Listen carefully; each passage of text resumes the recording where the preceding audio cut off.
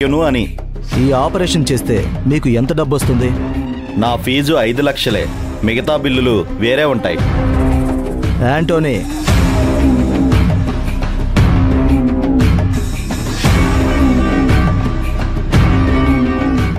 ఇందులో 50 లక్షలున్నాయి.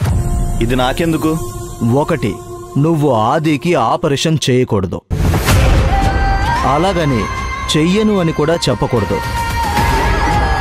ఇంతకీ నీలా ఆపరేషన్ చేసే డాక్టర్లు ఈ సిటీలో ఇంకా ఉన్నారా? ఇలాంటి ఆపరేషన్ నేనొక్కడనే చేయగలను. Very good. అయితే ప్రస్తుతానికి ఆపరేషన్ చేయడం కుదరదని, కొన్ని రోజుల తర్వాత చేస్తానని చెప్పాలి. మీ కండిషన్ బాగోలేదు, మా ఫారిన్ కన్సల్ట్ డాక్టర్ చెప్పారని, అలా చేస్తే మాట పూర్తిగా పడిపోయే అవకాశం ఉందని, అందుకే పోస్ట్ పోన్ చేస్తున్నానని చెప్పండి. మరికొన్ని రోజులు పోస్ట్ పోన్ చేయించాలి. డబ్బుతో నన్ను కొనలేరు.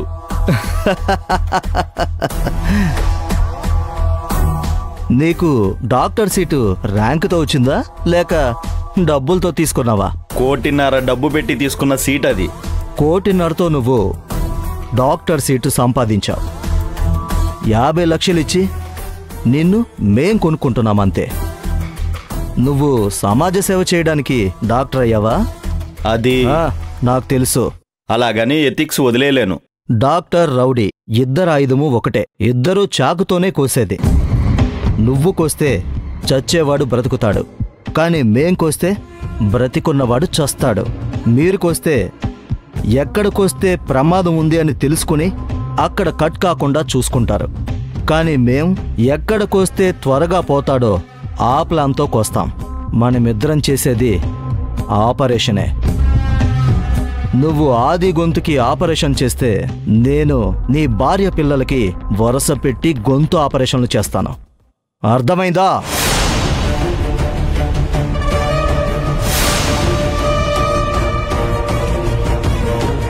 నువ్వు పోలీస్ కంప్లైంట్ ఇస్తే ఇక్కడ నీ భార్య పిల్లలకి మరింత ప్రమాదం. ఆలోచించుకో. పోలీసులకి చెప్పావే అనుకో, లోపలికి వెళ్ళేది నేను కాదు, ఇంకొకడు. వాడు బయలు మీద వచ్చేస్తాడు.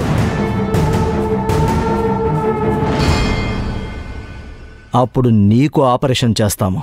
సార్, దయచేసి నా భార్య పిల్లల్ని ఏమి చేయకండి సార్.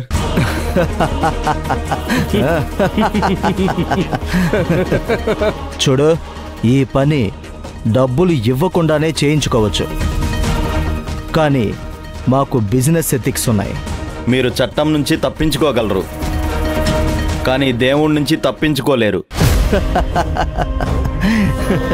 డాక్టర్ సీటు కోసం డబ్బులిచ్చి సీటు సంపాదించిన నిన్నే దేవుడు ఏం చేయలేదు, ఇంకా మమ్మల్నేం చేస్తాడు? నీ కొడుకు, నీ కూతురు ఇప్పుడు కృష్ణకాంత్ పార్కులో ఆడుకుంటూ ఉంటారు. నీకు కొడుకంటే ప్రాణం, కూతురంటే పంచప్రాణం.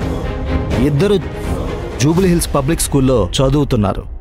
టైం టేబుల్ కూడా ఉంది. ఇవ్వనా? సార్, దయచేసి పిల్లల్ని భార్యని ఏమి చేయకండి సార్. సార్, నేను ఆది గారికి ఆపరేషన్ చేయను సార్. గుడ్, వెరీ గుడ్, మంచి నిర్ణయం. యాంటోనీ, గునా,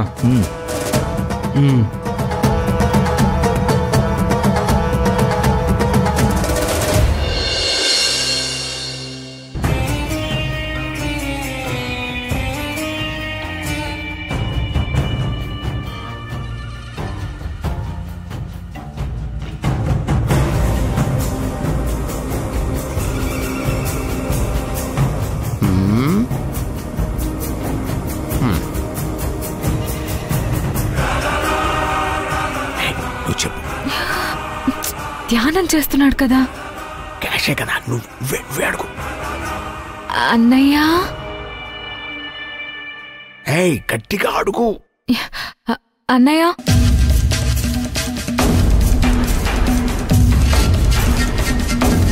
ఆపరేషన్ కి అన్ని ఏర్పాట్లు చేశాను. రేపే ఆపరేషన్. ఉదయాన్నే డాక్టర్ వచ్చి ఆపరేషన్ ఫినిష్ చేస్తా అన్నాడు. అది ఇన్ని రోజులుగా నువ్వు పడిన కష్టం తలుచుకుంటుంటే గుండె తరుక్కుపోతోంది. నీకోసం నందిని ఎంతో కష్టపడి డాక్టర్ని అరేంజ్ చేసి ఆపరేషన్కి ఏర్పాట్లు చేసింది. అవునన్నయ్య, నిన్ను హాస్పిటల్కి రమ్మంటే నువ్వు రాను అంటున్నావు. ఇక్కడే ఆపరేషన్కి ఏర్పాటు చేయించడానికి మేమెంత కష్టపడాల్సి వచ్చిందో తెలుసా?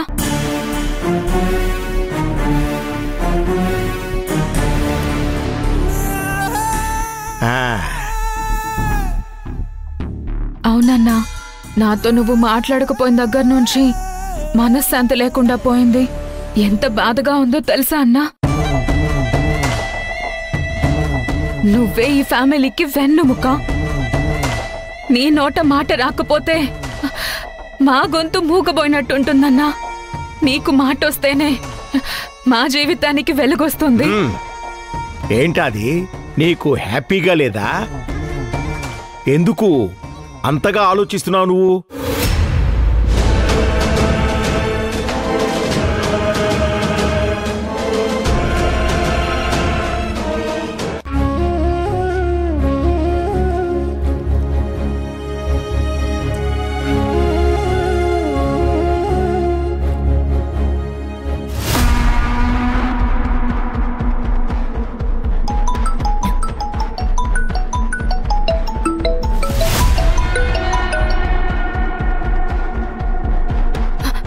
Hello sir.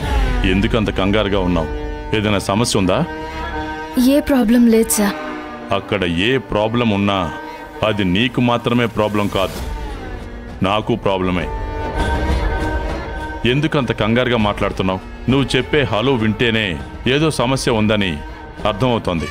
నేను మా ఇంట్లో వాళ్ళ గురించి ఆలోచిస్తున్నాను సార్. అప్పుడు ఫోన్ రింగ్ అయింది, ఉలిక్కి పడ్డాను అంతే. అంతేనా? ముందు కొంచెం రిలాక్స్గా ఉండటం నేర్చుకో. ఇలా ప్రతి చిన్న విషయానికి కంగారు పడితే అక్కడున్న వాళ్ళకి అనుమానం వస్తుంది. శివగామి అంటే శివంగి, శివంగిలాగే తిరుగుతూ ఉంటుంది. సరే, విషయానికి వస్తాను. భైరవి ట్రాన్స్పోర్ట్ కంపెనీని నేను చెప్పిన వ్యక్తికి లీజుకివ్వాలి.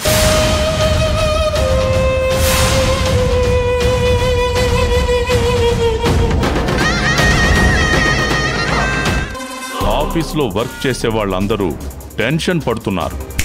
వాళ్ళు ఏ క్షణమైనా నీ దగ్గరకు వచ్చి ఆఫీస్లో మాట్లాడతారు.